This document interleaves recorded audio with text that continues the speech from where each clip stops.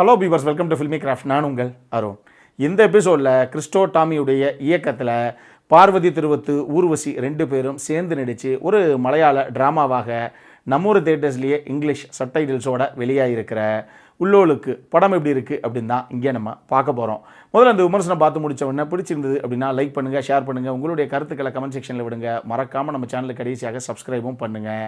இப்போ இந்த படத்துடைய கதை என்ன அப்படிங்கிறத லைட்டாக இங்கே நம்ம பார்த்துடலாம். படத்தில் பார்வதி திருவத்து தான் படத்துடைய கதாநாயகி.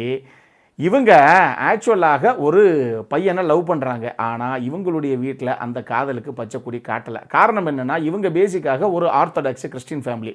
இவங்க லவ் பண்ண பையன் ஒரு ஹிந்து ஃபேமிலியை சேர்ந்த பையன். அதனால் நம்ம குடும்ப கௌரவம், மான மரியாதை தான் முக்கியம் அப்படின்னு சொல்லி இன்னொரு ஆர்த்தடாக்ஸ் கிறிஸ்டியன் ஃபேமிலியில் கடைசியாக அரேஞ்சு மேரேஜ் பண்ணி வைக்க போகிறாங்க இவங்க.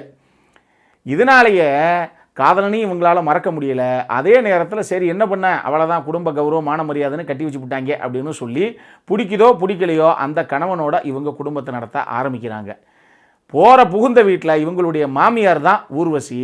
ஆனால் பேருக்கு தான் அவங்க மாமியாரே ஒழிய மற்றபடி சொந்த மக மாதிரி பார்த்துக்கிறாங்க நம்ம படத்துடைய கதாநாயகியை அவங்க. ஆனால் இவங்களுடைய வாழ்க்கை ஏதோ பிடிக்குதோ பிடிக்கலையோ ஆனால் சுமூகமாக சந்தோஷமாக போய்கிட்டு இருக்குதுங்க. அப்படின்னு நகர்ந்துக்கிட்டு இருக்க அந்த தருணத்தில் திடீர்னு நம்ம கதாநாயகியுடைய கணவர் படுத்த படுக்கையாக நோய்வாய்ப்பட்டு படுக்கிறார். இதுக்கப்புறம் இவங்க ரெண்டு பேருமே எதிர்பார்க்காம இவங்களுடைய வாழ்க்கையில் அடுக்கடுக்காக அடுத்தடுத்து அரங்கேறின சம்பவங்கள் தான் இந்த படத்துடைய மொத்த கதையை. இந்த படத்தை பொறுத்தளவுக்கு curry and cyanide the Jolly Joseph case அப்படின்னு ஒரு ட்ரூ கிரைம் டாக்குமெண்ட்ரி நம்ம ஒன்று ரிவ்யூ பண்ணியிருந்தோம். யாரும் மறந்துருக்க மாட்டீங்க. ஒரு கிரைம் டாக்குமெண்ட்ரி தான் அது. அதையே ஒரு கிரைம் த்ரில்லர் ரேஞ்சுக்கு எடுத்த இயக்குனர் தான் கிறிஸ்டோ டாமி. அவருடைய இன்னொரு படம் தான் இந்த படம்.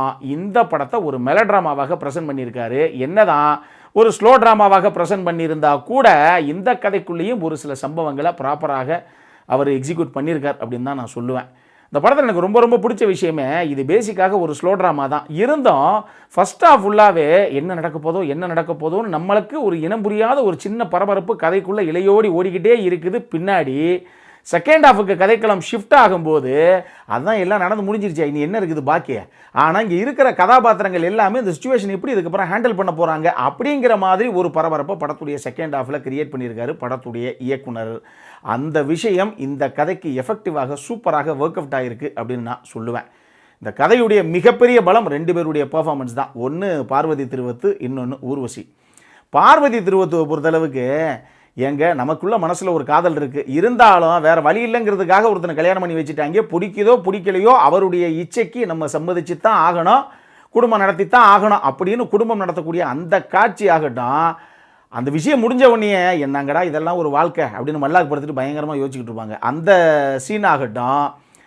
பின்னாடி செகண்ட் ஹாஃபில் என்னங்க நமக்கு தெரிஞ்ச ஒரு விஷயம் இப்போ எல்லாத்துக்கும் தெரிஞ்சிருச்சு, இவங்களெல்லாம் என்னத்தை நம்ம ஹேண்டில் பண்ணுறது இப்போ அப்படின்னு ஒரு இடத்துலையும் கண்ணீரும் கம்பளையுமாக பெர்ஃபார்மன்ஸில் அவங்க தெரிக்க விட்ட விதமாகட்டும்னு சொல்லி சூப்பராக பண்ணியிருக்காங்க பெர்ஃபார்மன்ஸில். அதே மாதிரி ஊர்வசி எந்த மாதிரி ஒரு எக்ஸ்பீரியன்ஸ்டு ஆர்டிஸ்ட் அப்படின்னு நமக்கு தெரியும். அந்த படத்தில் எங்கள் குடும்பம் எந்த மாதிரி ஒரு குடும்பம் தெரியுமா, என் வீட்டுக்காரர் இருந்தப்போ எங்கள் பிள்ளைங்க, எங்கள் வீட்டுக்காரர், நாங்களாம் எவ்வளவு சந்தோஷமாக இருந்தோம் தெரியுமா அப்படின்னு சொல்லி ஒரு கதாபாத்திரத்துக்கிட்ட அவங்க பேசக்கூடிய, மனம் நெகிழ்ந்து பேசக்கூடிய அந்த காட்சி ஆகட்டும்.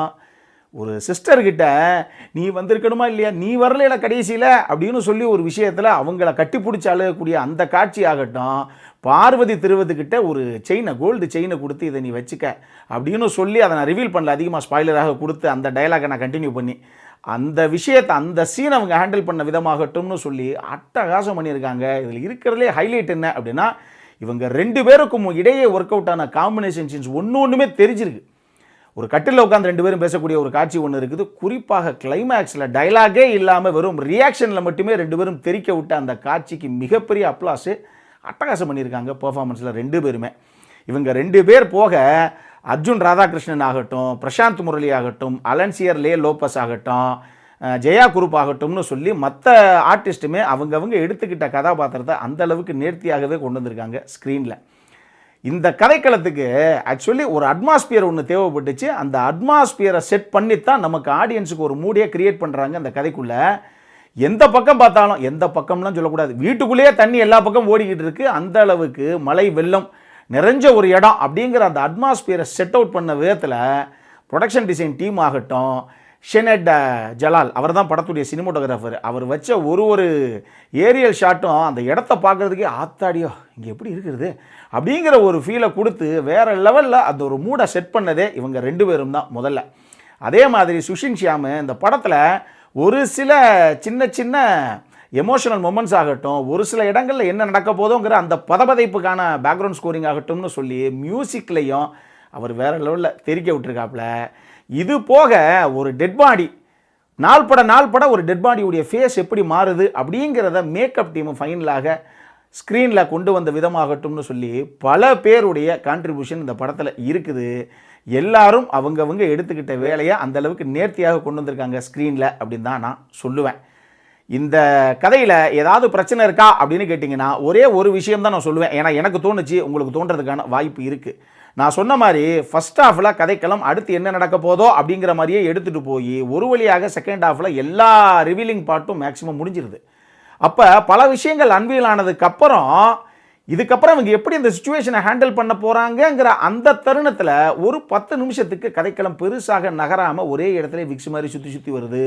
அந்த ஃபீல் எனக்கு வந்துச்சு. இந்த படத்தில் அந்த ஃபீல் உங்களுக்கு கிடைக்கலாம், உங்களுக்கு தோணலாம். அதனால் நான் முன்னாடியே சொல்லிட்டேன். மொத்தமாக இந்த படம் எப்படி இருக்குது அப்படின்னு கேட்டிங்கன்னா, என்னை பொறுத்தளவுக்கு சிம்பிளான ஸ்டோரி லைன் எடுத்துகிட்டு செமத்தியான ஒரு படத்தை கொடுக்குற மலையாளம் இண்டஸ்ட்ரி மறுபடியும் அவங்க செஞ்ச அடுத்த சேட்டன் சம்பவம் தான் இந்த படம். உயிரோட்டமான மெலோட்ராமாஸ் எல்லாம் எனக்கு பிடிக்கும் அப்படின்னா இந்த படம் தாராளமாக நீங்கள் தியேட்டரில் ஒரு தடவை போய் பார்க்கலாம். அடல் கன்னடை பொறுத்தளவுக்கு இந்த படம் யூ சர்டிஃபைடு படம் தான். ஆனால் ஆக்சுவலி யூஏ கொடுத்துருக்கணும். ஒரு சில ஒரு இன்டிமேட்டான காட்சிகள்லாம் உள்ளே இருக்குது, அதை மைண்டில் வச்சுக்கோங்க. மெச்சூர்ட் அடல்ட்ஸ் தாராளமாக பார்க்கணும்னா பார்க்கலாம். இந்த படம் நம்மூர் தியேட்டர்ஸ்லேயே இங்கிலீஷ் சப்டைட்டில்ஸோட அவைலபிளாக இருக்குது. அப்புறம் என்ன பார்க்கணுங்கிறவங்க சட்டு புட்டுன்னு பார்த்து முடிங்க. இதே மாதிரி இன்னொரு வீடியோவோட அடுத்த முறை உங்களை சந்திக்கிற வரைக்கும் இட்ஸ் அருண் சைனிங் ஆஃப்.